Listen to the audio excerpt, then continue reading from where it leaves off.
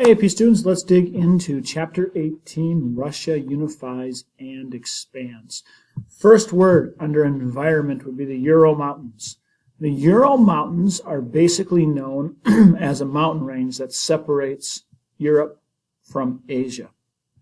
And it also separates a lot of Russia from the rest of Europe. It's been a geographic barrier which has divided this area because really, if you think about it, why are Europe and Asia considered to be separate continents? They're one big piece of land. However, we've made many decisions that they're culturally different, and because of that is the mountain range is one of the biggest reasons for it. The Volga River is one of the most important and largest rivers in Russia. As you can see, it's near many of the big cities like Moscow and Kazan, which is talked about in your video. Also, what taking over the Volga River gave the people of Russia access to a waterway which connected the Caspian Sea, which allowed them to trade with the Persian and Ottoman empires. A steppe is a large area of flat, unforested grassland. Now, in this time period, the steppes will be important because many of the Cossacks are from the steppes, and these are kind of independent. These are very independent-minded people who were influenced by a lot of the Tatar and Mongol forces near them. However, the Cossacks are also hired by the Russians and will fight for them, especially against more of the people who live to the east as Russia begins to take more and more land and enlarge their empire in this time period. The Russian Orthodox Church. This is a church which comes from the tradition of the Eastern Orthodox Church. So the Russians follow the example by the Byzantine Empire, and on the side of the Great Schism, the Russians are on the side of the Orthodox Church, which means that they have a patriarch, and the patriarch is the head of this church, but it also is a church like the Byzantine Empire that is also under the emperor at this time. So it separates it. It's a Christian church, but it is not under control of Catholicism. It is on the other side of the Great Schism. It's an Eastern church. That is the Russian Orthodox Church. St. Basil's Church is in Moscow. It was built to basically commemorate that the Russians were able to defeat the Tatars and have their own independent empire and nation. It was built by Ivan IV. And also this church also symbolizes that the Tsar, or Caesar, Tsar, the emperor of Russia, and the church were united. And our next word is patriarch. Patriarch is the head of an Orthodox church. In the Russian Orthodox Church, the patriarch is the head of the church and underneath the Tsar. This is very similar to in the Byzantine Empire, how there was a patriarch who was underneath their emperor. And let's skip to that word Tsar real quick, which I brought up a couple of times. So Tsar is basically the emperor of Russia before 1917. So in this era, the Tsar is the emperor of Russia. It actually comes from Caesar, and it kind of shows the influence of the Byzantine Empire that had on Russia at this time. If we look right here, we also sometimes see it spelled with a C, like C-Z-A-R or C-S-A-R. It all means the same. Tsar, it's kind of like Caesar, and that means the emperor of the Russian Empire. Old believers in Russia are believers in the Russian Orthodox Church who have rejected or refused to do many of the reforms or changes that have happened in the church. One example of this would be when Peter the Great made a reform saying that Russians should shave their beards to be more like the West. The old believers did not want to do that, and they wanted to keep their traditions. So the old believers are people who wanted to keep the old traditions of the Russian Orthodox Church and not participate or take part in the reforms. St. Petersburg was a city built by the Tsar Peter the Great, and the city was built to be a modern city and to connect Russia more to Western Europe. In one of his many reforms, Tsar Peter the Great moved the capital from Moscow, where it was, to St. Petersburg to have more access to other powers in Western Europe at this time. The city of St. Petersburg was also built by many workers having to dig out a marsh, many of them working with nothing more than their hands. The Winter Palace. Here is the Winter Palace. This is the palace that was built by Peter the Great to be a home for the Tsars in St. Petersburg. This is a huge palace that was to bring all the nobles in and really to show Tsar Peter the Great's power.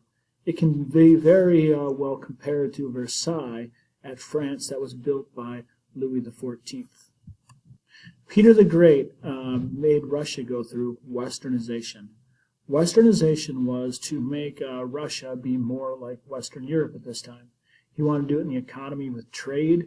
He wanted to do it with the Russians and the old believers in the Orthodox Church and shave people's beards so they looked more like the people he saw when he spent time in Western Europe.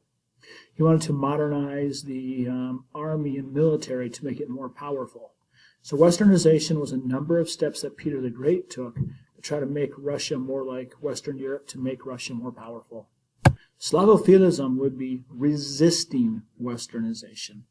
So it would be saying that people who are Slavic, and many of these people who are in Slavic countries that would be considered in Eastern Europe and Russia.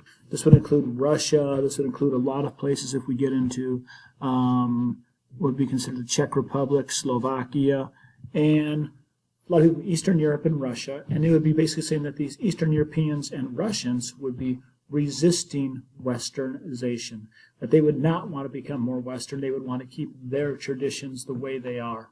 Many of the old believers would fall into this category. Moscow is the current capital of Russia. It was the old capital, and then Peter the Great moved to St. Petersburg, and then later on it moved back in 1917 to Moscow. Moscow is also really a place where the Russian Empire starts. Many people would trace Russian ancestry to a city called Kiev in Ukraine. But Moscow is where basically Russian territory starts, where they're first able to get victories over the Tatars and begin to expand Russian identity and the Russian Empire. Kiev is the capital of Ukraine. It is also a place where many people in Russia trace the heritage that their people came from originally. The Kremlin is a fortified, basically, wall structure that surrounds the main capital area of Moscow, where a lot of the government decisions are made. It is kind of like the heart of Moscow, where most of the decisions have been made in the empire before Peter the Great moved the capital, and after as well. The Khanate of Kazan, or Kazan. Kazan was a large land area that the Tatars ruled near Moscow. Eventually, the Muscovites, which became the Russians, were able to defeat Kazan, and this allowed them to be able to extend their empire.